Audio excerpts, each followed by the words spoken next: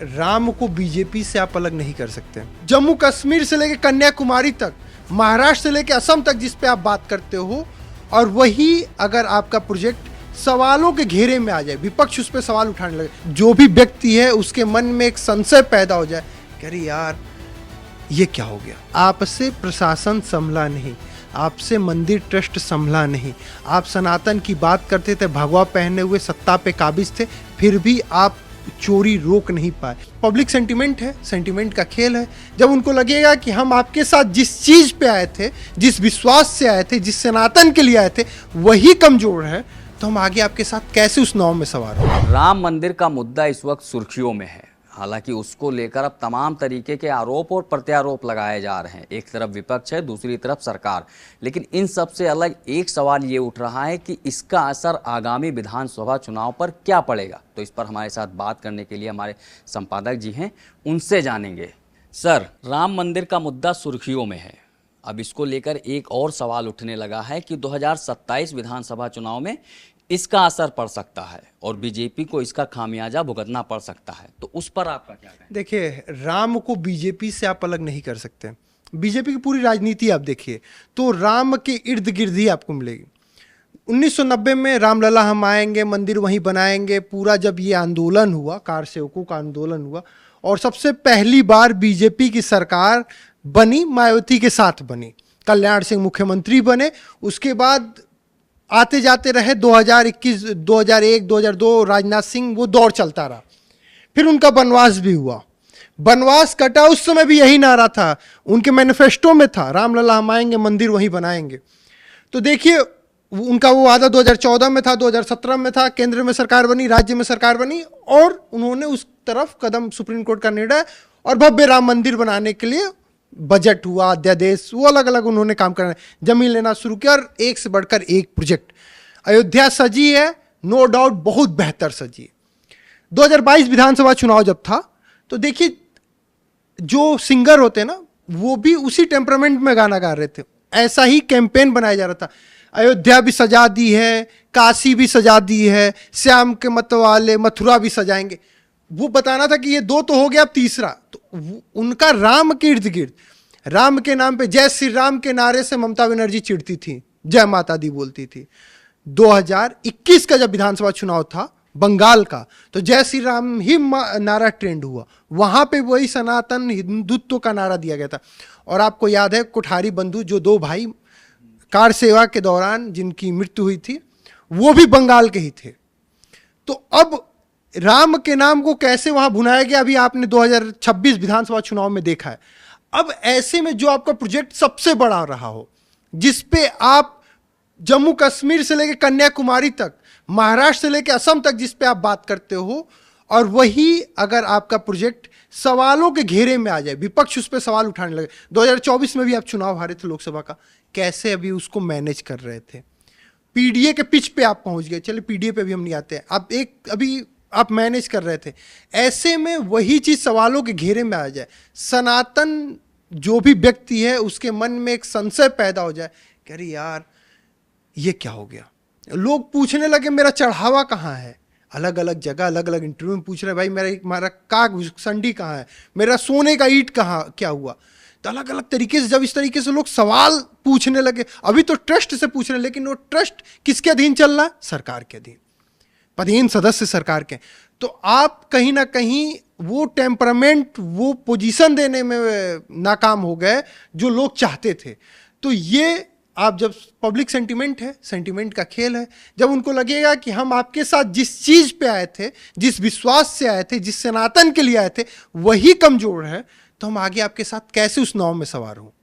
लेकिन जिस तरीके से अगर देखा जाए तो जो अयोध्या का मामला है, खास करके हम अयोध्या को देखें तो वहाँ पे ट्रस्ट बैठा हुआ, ठीक, हालांकि उसमें जो कर्मचारी नियुक्त हुए वो सरकार की सहमति से नियुक्त हुए, लेकिन अब चूंकि सरकार ने वहाँ पे नियुक्त कर दिया, एक ट्रस्ट बना दिया, अब देख रेख की जिम्मेदारी जो है वो ट्रस्ट की है, उसमें चंपत राय जी को ले लीजिए, अनिल मिश्रा को ले लीजिए और गोपाल राय को, ये तीनों बड़े चेहरे। कहा जाता है कि हाल इसमें जब कोई बड़ा फैसला लेना होता, बड़ा क्या छोटा भी, तो उसमें जो इसके अध्यक्ष थे महंत नृत्य गोपाल दास, उनकी कोई सहमति नहीं होती थी, उनको बताया नहीं जाता था। यही तीन लोग सारी चीजें मतलब डिसाइड करते थे। वही बात तो अभी कह रहे हैं कि आखिर ऐसा कैसे हो सकता है कि एक ट्रस्ट के 3 व्यक्ति अपना वहां पे मोनोपोली चलाएं, 3 लोग मिलकर फैसला ले रहे हैं, अध्यक्ष का कोई मतलब ही नहीं है।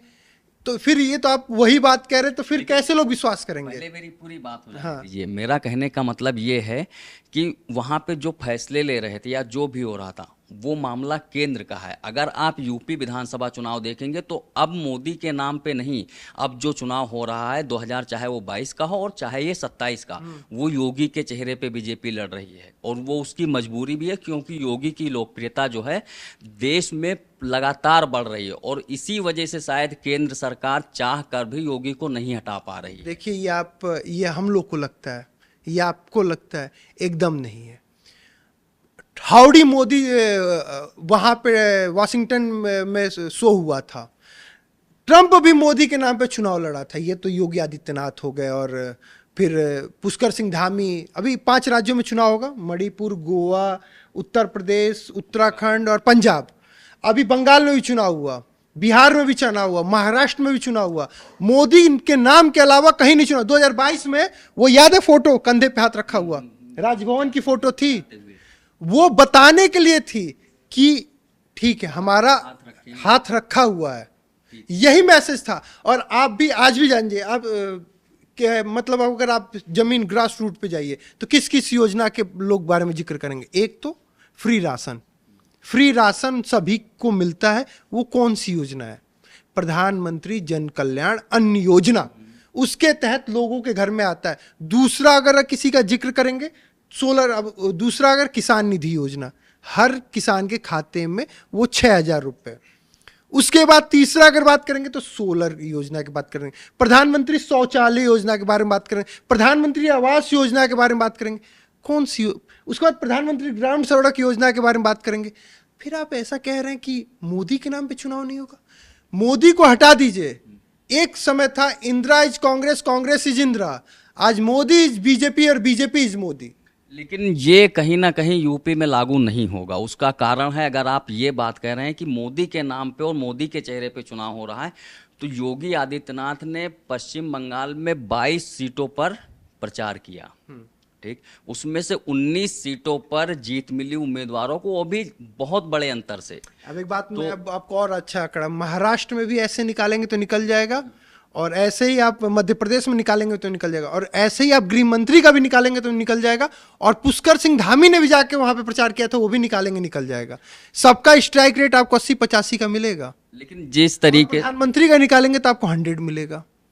ठीक है, आपकी बात मैं मानता हूं कि प्रधानमंत्री का 100% मिलेगा, वो एक इंटरनेशनल लेवल का चेहरा। देखिए, योगी आदित्यनाथ ने अपने इमेज को, अरे शुभेंदु अधिकारी आके साष्टांग दंडवत हो रहा है, आपकी कर्नाटक में आपकी पूछ हो रही है, आपको दुबई में पूछा जा रहा है। दुबई में भाई किस सीएम को लोग जानते हैं? इससे पहले भी सीएम रहे, लेकिन अभी आपने ग्लोबली अपना इमेज बनाया, इस बात से कोई दो राय नहीं है। लेकिन ऐसा अगर कहना कि आपका ऑरा पीएमओ के लेवल के आसपास है, तो ये अभी सोच पाना भी ना, मतलब बहुत दूर की बात है। ऐसा भी मतलब 27 में फिर उन्हीं योजनाओं का जिक्र किया जाएगा, उन्हीं योजनाओं का गिनती कराया जाएगा, और उसी योजना, उसी राम मंदिर, उसी अयोध्या और उसी झांकी और उसी मथुरा बाकी पे की बात होगी। लेकिन जिस मतलब कुल मिला के हो कुछ भी जो 2027 का चुनाव है, लेकिन बीजेपी की एक मजबूरी ये भी है कि वो योगी आदित्यनाथ के अलावा किसी दूसरी तरफ देख भी नहीं पाएंगे। क्या वही बात है, जैसे आपने पहला आपका सवाल था कि सनातन, आपने एक ऐसे व्यक्ति को कुर्सी पे काबिज किया है जो भगवा वस्त्र पहना हुआ है, हिंदुत्व की बात करता है। उनका वस्त्र ही अपने आप में काफी है बताने के लिए भाई हम सनातनी हैं। ऐसा तो और कोई तो अभी आपके पास एग्जाम्पल नहीं है ना, एक ऐसा व्यक्ति जिसके वेशभूषा, पहनावा, बोलचाल, खान पान सब में धर्म है। मतलब अगर वो कहीं खड़े हो जाए तो बताने की जरूरत नहीं कि ये धर्म है। तो वो तो एक जो एग्जाम्पल सेट करना वो बेहतर है। और उन्होंने जिस हिसाब से शासन और सत्ता चलाया है वो भी अपने आप में एक एग्जाम्पल है। आज बुलडोजर कार्रवाई कहाँ जहाँ शुरू हो रही है तो उनसे देख के शुरू हो रहा है। बंगाल में शुरू हुआ, शुभेंदु अधिकारी ने शुरू किया, या हेमंत विश्व शर्मा ने शुरू किया, पुष्कर सिंह धामी ने शुरू किया, जहाँ विष्णुदेव शाह ने शुरू किया, वो सब यहीं का कॉपी है। उन्होंने वो बहुत अच्छे प्रशासक, इस बात में भी कोई दो राय नहीं, लेकिन ये जो राम मंदिर वाला डेंट है ना, ये 2027 में, अभी 2027 चुनाव में वक्त है, ये डेंट लोगों के जहन में भी बैठ गया है।